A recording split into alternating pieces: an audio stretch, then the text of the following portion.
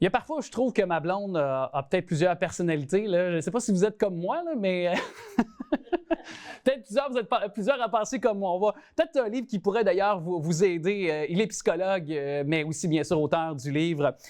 Donc, Sois sympathique, comment communiquer avec les 16 types de personnalités. Stéphane Minou qui est avec nous. Salut, bonjour.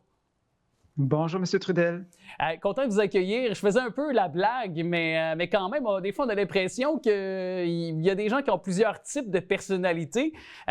Comment vous en êtes venu à établir qu'il y en a 16 types de personnalités? Puis quelles sont-elles, ces 16 types-là?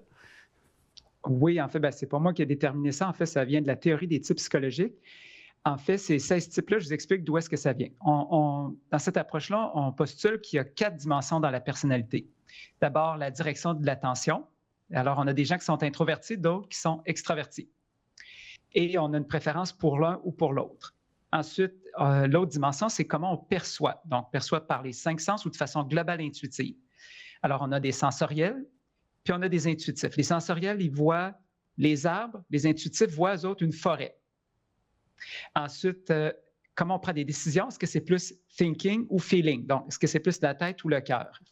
Alors, on a chacun notre préférence pour un pôle ou l'autre. C'est pas qu'on n'est pas capable de l'un ou l'autre, mais on a une préférence pour l'un ou pour l'autre. Puis la dernière dimension, c'est le style de vie. Est-ce qu'on a une vie qui est planifiée, organisée, structurée, ou on aime suivre le flow, s'adapter aux circonstances, improviser? Alors, on a une préférence pour un ou pour l'autre. Fait que quand on regarde notre préférence sur ces 4 dimensions-là, ça nous donne le type. OK, on a comme 4 préférences, ça donne le type, mais il y a 16 combinaisons possibles. C'est pour ça les fameux 16 types. Et est-ce que pour vous, parce que j'imagine que vous y allez d'éléments personnels dans le livre, vous y allez d'anecdotes, d'histoires, est-ce que vous êtes parti aussi de la personne que vous êtes, puis évidemment de ce que vous avez vécu, pour pouvoir aussi y aller de façon plus précise, plus concrètement de certaines situations? Exact. Dans le fond, pour faire comprendre aux gens les 4 dimensions et les préférences, il y a 4 mises en situation avec un total de 8 personnages, donc 2 personnages par dimension. Évidemment, quand je décris un introverti, je m'inspire à la fois de clients, de choses qui m'ont été racontées. Je peux m'inspirer de moi-même parce que je suis un introverti. Alors, je m'inspire un peu de moi-même. Donc, je me suis inspiré de beaucoup de choses, des clients que j'ai eus. Même chose pour les extravertis. Puis, donc, pour tous ces personnages-là, c'est inspiré de la vie personnelle, professionnelle, des anecdotes qui m'ont été racontées pour faire des personnages qui sont représentatifs. Et il faut quand même aussi spécifier que tout ça peut quand on est à la lecture de votre livre, ce que je constatais, c'est qu'on peut quand même venir interagir. Ça peut apporter, dans le fond, des bénéfices positifs dans toutes sortes de réalités de notre vie, c'est-à-dire sur le plan personnel et professionnel aussi, là, pour éviter certaines situations conflictuelles aussi. Tout à fait. En fait, d'être différent, on peut voir ça comme un enrichissement. Si on travaille en équipe, on peut avoir des façons de voir les choses différentes avec un angle, un regard différent. Et ça vaut la peine d'écouter les points de vue différents, de prendre le temps de se comprendre. Puis Isabelle Myers, qui a écrit un livre, entre autres, sur la théorie des types psychologiques, disait « On ne peut pas apprécier le point de vue d'autrui si on ne l'a pas d'abord compris ». Ouais. Ça peut être un enrichissement dans un travail en équipe, mais aussi dans les couples. Je ne sais pas si vous avez remarqué, mais dans les couples, souvent, pas toujours, il y a toutes sortes de combinaisons, mais on voit souvent des opposés, des contraires. On dirait que, on dit les contraires s'attirent. On dirait qu'il y a quand même un fond de vérité. On va voir un extraverti avec une personne introvertie, quelqu'un qui est plus thinking avec une personne plus feeling. Et il y a comme à la fois cette attraction-là de la différence et cet enrichissement-là. Ah, mais je peux vous dire que dans certaines situations, ça attire pas. Non, ça peut créer des frictions. Ouais. C'est ça. Non, mais je comprends.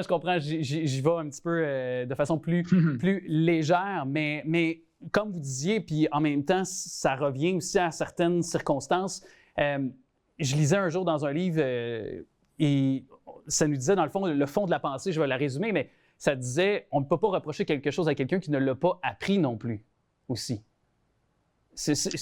Oui. C'est un fait. C'est sûr que c'est un fait qui, pour moi, m'a beaucoup concrètement accompagné. Puis je trouvais que dans votre livre, il y a ce fond-là dans certaines situations que vous avez énumérées. Puis cette fameuse théorie du drapeau blanc aussi.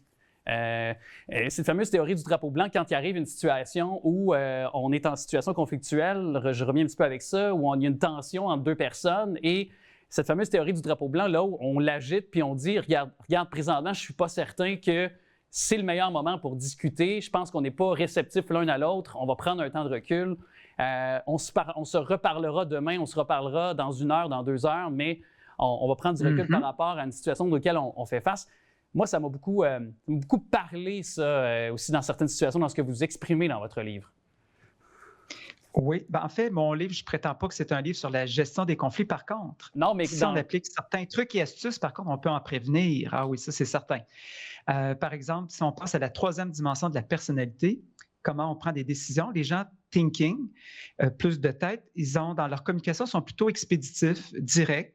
Des fois, ils ne vont pas avec le dos de la cuillère et ça peut heurter les personnes feeling, qui ont besoin de tact, de diplomatie, qui aiment communiquer, que ce soit harmonieux dans la façon de communiquer.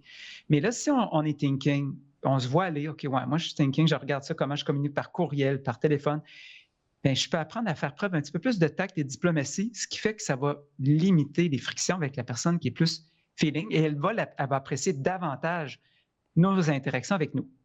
Oui, d'être sympathique.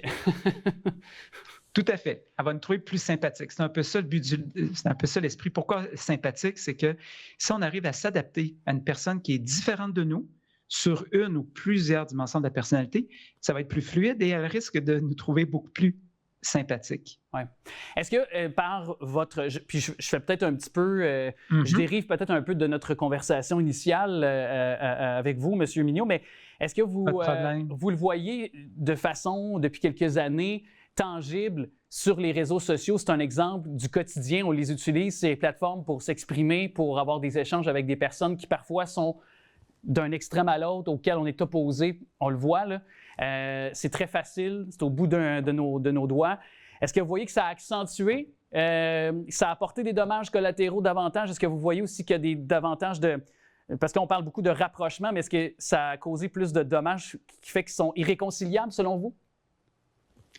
En fait, moi, ce que je peux que souhaiter, c'est qu'il y ait plus de civilité et de civisme sur les réseaux sociaux, qu'on puisse exprimer nos points de vue de façon constructive, donc débattre d'idées, mais sans attaquer les personnes.